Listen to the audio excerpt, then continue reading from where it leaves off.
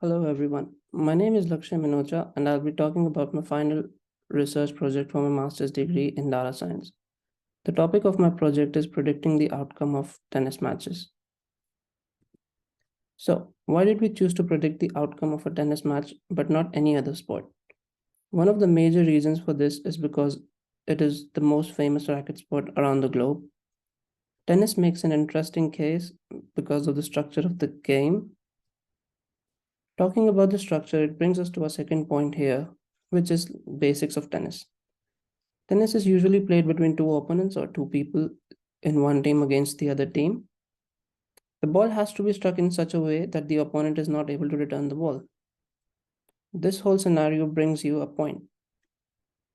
If a player or a team gets 4 points, then he and she wins the game. To win a set, the player must at least win 6 games. Further, a match contains 5 or 3 sets. To win a game of tennis, one should win majority of the sets. The players are awarded for every win in the tournament. Different points are awarded for different tournaments. Some of the major tournaments here are Grand Slams, Davis Cups, ATP Finals, and ATP Tours. Every player in the tournament is awarded with a ranking. The more they win, the more is their ranking. The ranking have to be they have to defend the title to in the next year to save their ranking, otherwise they lose points. Coming on to ratings, ratings, however, are based on the player's knowledge and experience in the game.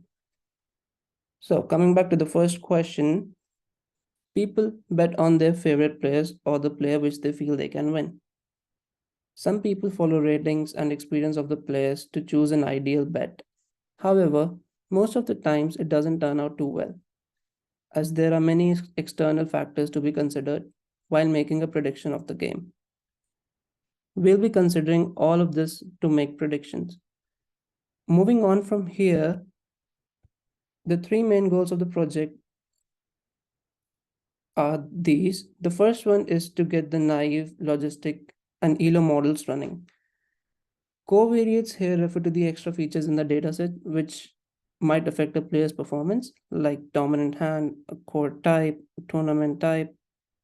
From here, the models would be fine-tuned and the gold standard of the model, which is the bookmaker's consensus model, uh, will be applied.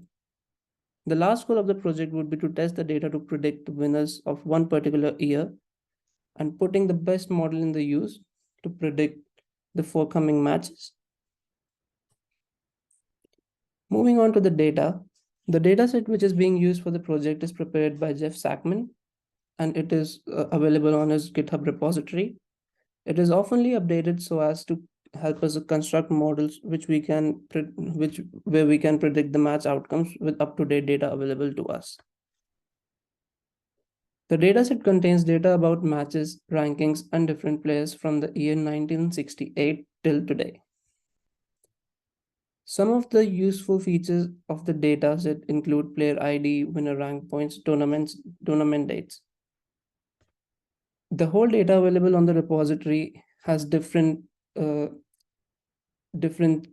Excel sheets in which where there are winners, then there are player names, and then there are different tournaments held. So from here on, I have divided the project into stages. The first stage is data preprocessing and visualization. Preprocessing done in this project is pretty basic. If there were any null values, they were removed. Not so important features were removed. Only thing different in this data set was mapping the data from the matches data set to the players data set. The mapping was done by a feature which was the player ID. Every player has a unique ID which was used when referring to a specific player. As you can see the visualizations, it would have been a tad bit difficult to find who these players were if we couldn't like match the IDs to the name.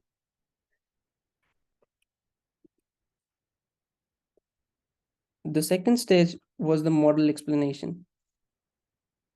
All the models were first trained for one particular year. They were tested and then they were trained on a number of years. We started off with the naive model. As the name suggests, it was a beginner stage probabilistic model in which we find the probability of the higher ranked player winning the game. Here, I refers to the higher ranked player and J is the player with the lower rank. Pi is basically the probability of the higher ranked player winning against the lower ranked player J. X here represents the number of games won by the higher ranked player, and N is the total number of games played. But since this was a very basic model and had no mention of covariates, which might affect the different models, which might affect the results of the game, we needed something more robust and reliable. From here, we moved on to the logistic model.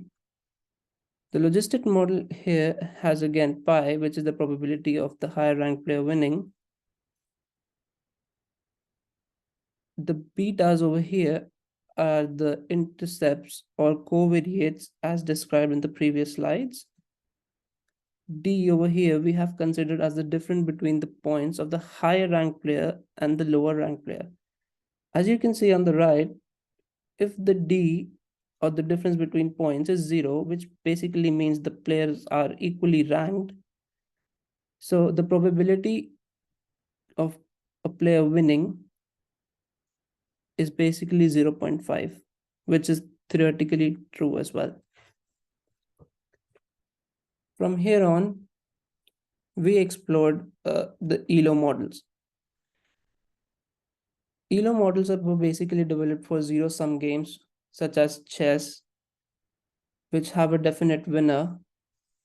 So as we know that tennis also gives out a definite winner in the end.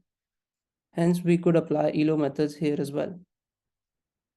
So the ELO rating system is a bit different than other rating systems. It is basically a relative rating system where we can gain an understanding on how rating will be changed depending upon the player we play against.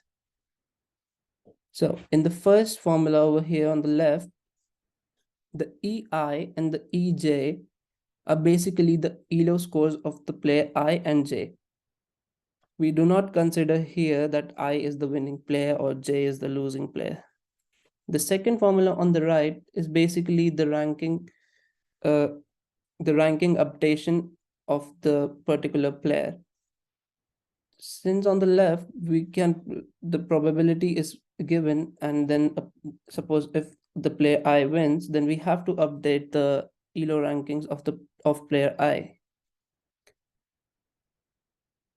Then from here, we go on to the last formula where we have the feature Ki, and on the second formula, we have the feature W as well. K here is the K factor and W indicates if the player I has won the match or not. So ELO models, we used ELO models because they give out a more detailed probable solution to our problem of predicting the winner of a tennis match than the logistic one. The ELO models have two types of models in them, K factor and the 538 model. The K factor model has the K in the second formula constant. So for instance, at the starting when we were trying to discover more about ELO models and how the things might vary, we took K as different values. I explored the different values of K by just hitting and running them in the code. For the 538 model, we have the formula at the bottom, which represents Ki is equals to delta upon Mi plus mu to the power of sigma. Here, mu and sigma are tunable parameters, which were tuned further on when applying it onto the whole data set. M is basically the matches played until the time T. The stage 3 of the project was validation metrics. So there were 3 validation metrics used: accuracy, log loss, and calibration. Accuracy is basically the measure of how accurately we were able to predict the outcome of a match. Log loss, which was the most important to us as it gives out the high penalty for incorrect predictions made with like very high confidence. Calibration usually gives out the likelihood of the model, which if it overestimates or underestimates the number of wins. If the calibration is about 1, this indicates the model is not biased. Anything less than 1 is underestimate, and anything over than 1 is a bit overestimated. The next stage was fine-tuning both the ELO models, 538 and K-factor models, which include trying and testing different values of K in the K-factor model and different tuning parameters of the ELO models. The second part of the stage 4 was applying the gold standard algorithm, BCM, or Bookmakers Consensus Model.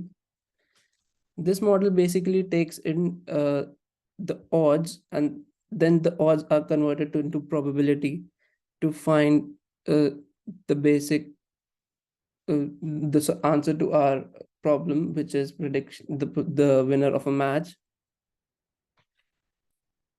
Over here, pi ij again represents uh, the winner if the probability of the player I winning the match, and K is basically the number of matches.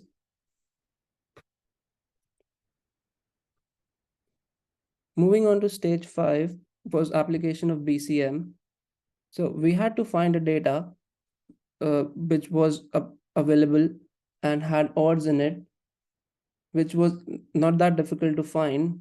But after the data was found, it was a bit of problem to focus on how do we apply the algorithm to the data we found, and how do we test it on the main data we have, which is the Jeff Sackman's data. So the data we found had like certain imperfections, which were all manipulated and restored according to the data we have, according to the Jeff Sackman data that we are looking up to. So we had to match all the inputs and all the parameters in order to predict the particular outcome of a match. So the major problems that were faced were uh, the outcome of the match was not there were a few matches where the outcome of the matches were not there, and then we had to move ahead and figure out what to do. What we did was basically drop the whole thing and then figuring out the BCM. At the final stage, we basically considered the results. Over here, it was found that the BCM is again the gold standard of all the models. This is something we have to compare our models to. We have the naive model, logistic model, and ELO methods, 2 different type of methods. The results have been varying a bit as compared to the last report submitted, because a few more inputs were taken and a bit better of the pre-processing was done while till here. So, and to consolidate, the naive model is again the most basic of them. So it has like a very uh, basic accuracy and not a lot of calibration, and pretty much the same with the logistic method. ELO methods, especially the 538 method, show a bit of uh, a, good calibration, as we can see with the BCM as compared to the BCM. However, there are some faults with the BCM